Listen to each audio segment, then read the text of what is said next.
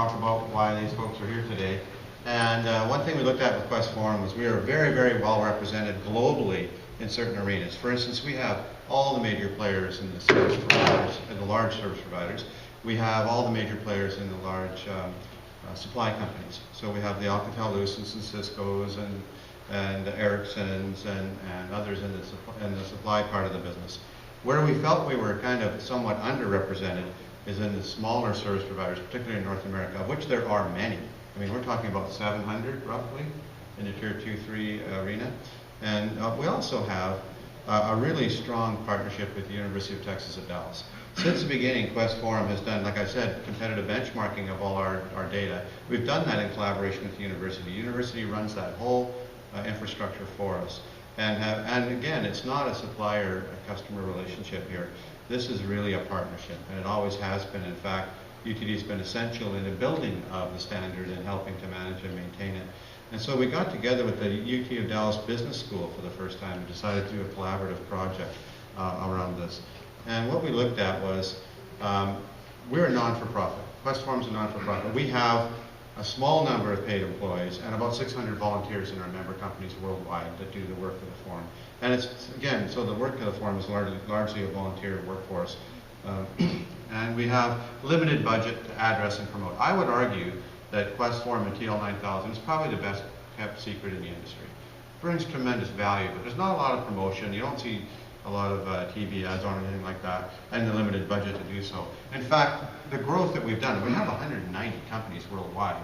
We have over 600 companies that have something certified to TL9000 worldwide.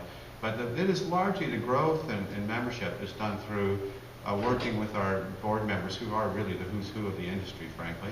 We're working with our board members and their Rolodexes, if you will, to use an old term. So who do they know and who do they contact? And we have some limited marketing outreach, but that's largely where we've been focused. And frankly, you know, you have to kind of spruce up quality and message. I think it's extremely important, but you know, we really do need to raise its profile. Most companies don't focus on quality unless they have a real problem there. So that was the challenge we saw. And so we built this competition. What we did is we went to the business school. I have to tell you that this was a fantastic experience for me. I'll give you just a real short sound bite. It was under a year ago. It was like November 3rd-ish last year that Don Irvine, Chief of Staff at Quest Forum, and I went to UTD to meet with the business school. And we met Alex, who's sitting right here. Alex is a professor at UTD.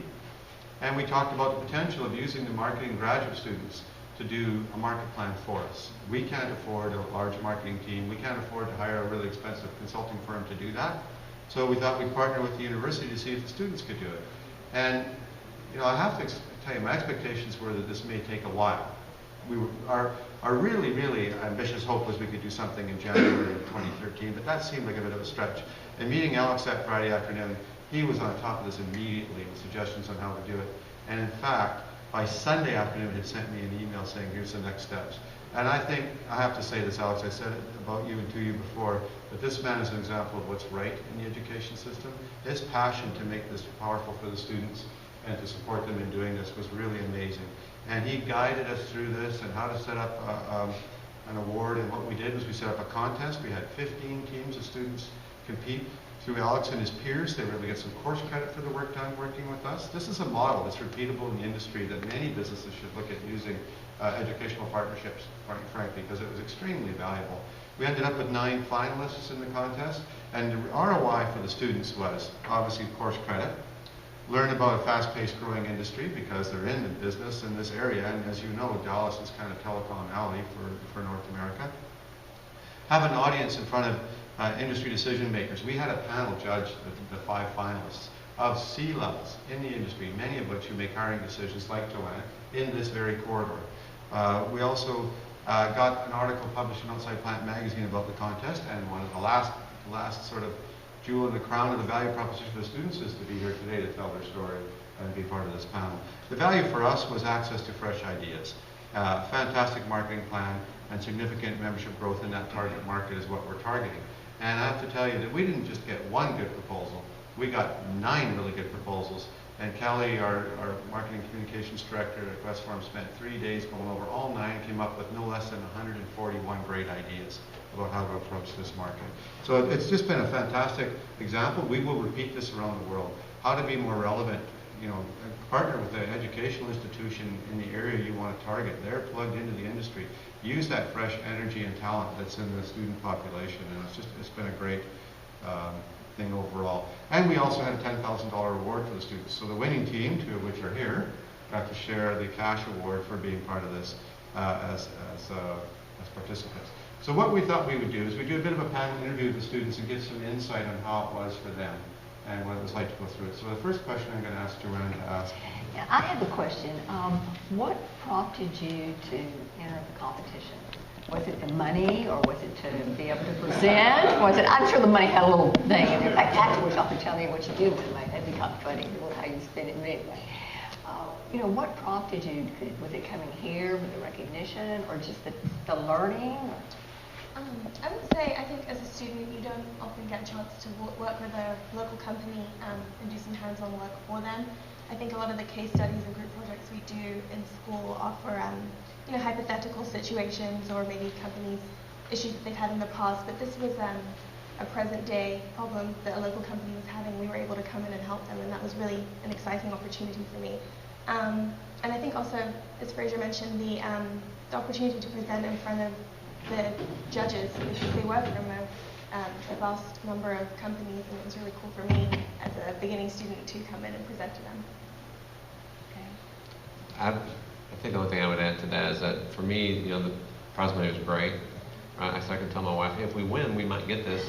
I don't think, when I told my team how much the printing cost for, they're like, I hope we win. But for me, really, it was an opportunity for the thrill of the competition. Most people in telecom are very competitive. You want to win, and our 4 team members were very competitive.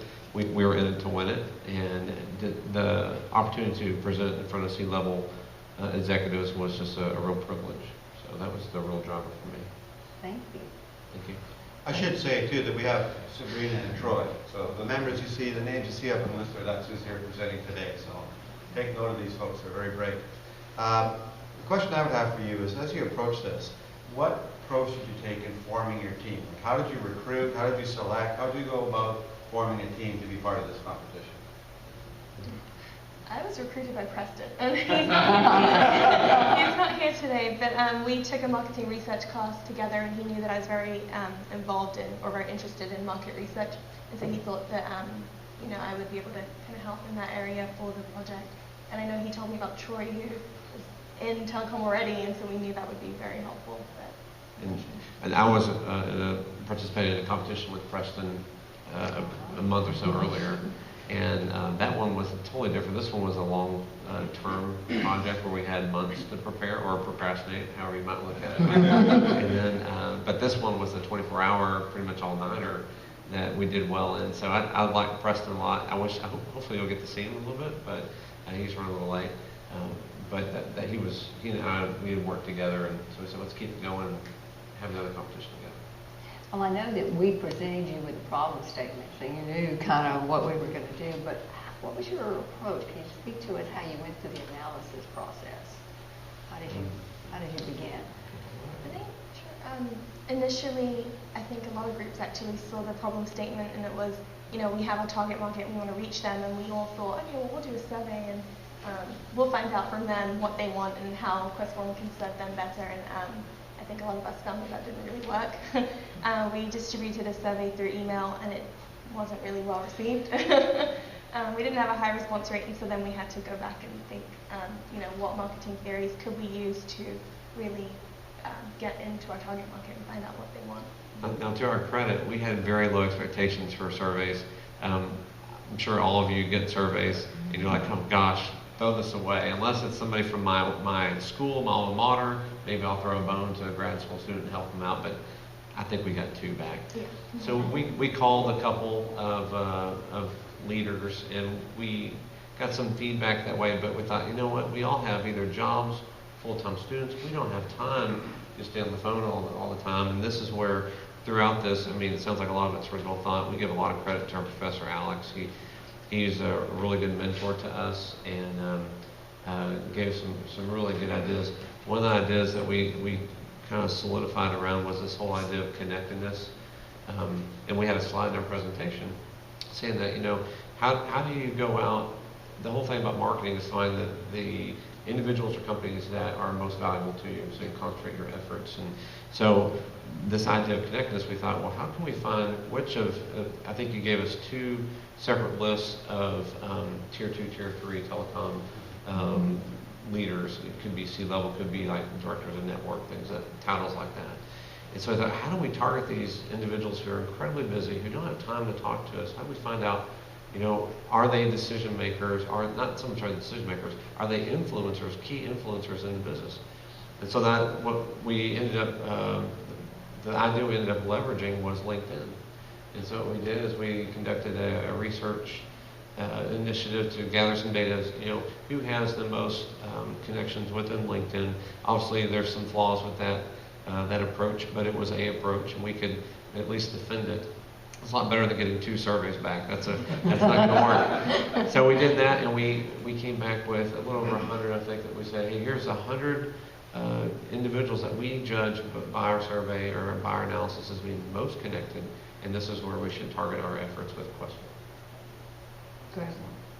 Well, I have a series of questions for you, so I'll give it to you one at a time to give you a chance to think between them. But what did you learn through this process? Is there any big aha moment that you have overall that you learned through the process? I think just as a student, kind of beginning in a career, I think it's easy to have this big idea, we're going to go after these people, but really breaking it down into those actionable items that are actually achievable with your resources and your time was a big thing for me. It took a lot of research to kind of break things down and step by step, this is how we can actually achieve our goals. For me, it was just stretching me outside my comfort zone. I come from an engineering background, and so I think it's great to be able to move into the marketing realm and see firsthand the challenges that marketers deal with. I have a lot more respect for marketers now, and just understanding the subjectivity that they have to deal with on a daily basis. It's a pretty difficult job, and your job's never done. Whereas on the network operations side, you may get something installed and turned up. You're like, yes, I'm done. Marketers, I guess they finish a campaign, but they're really never done. They're always looking for the next win for the company. That's a good way to put it. And that's a great background for you to understand both, because they often don't communicate that very well. So that's really good. What did the team learn about Quest Form through this process?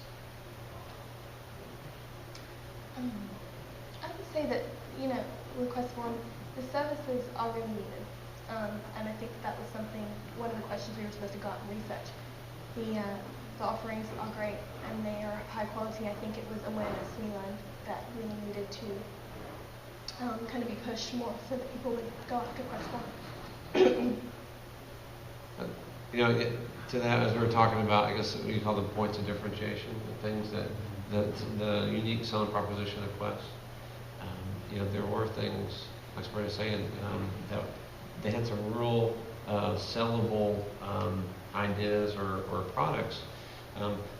What we felt and what we tried to show is, while still be respectable, is we could do some, low-cost improvements to how, or implement some low-cost improvements to how Quest markets itself to bring more members into the fold and hopefully share those attributes or benefits with a bigger audience.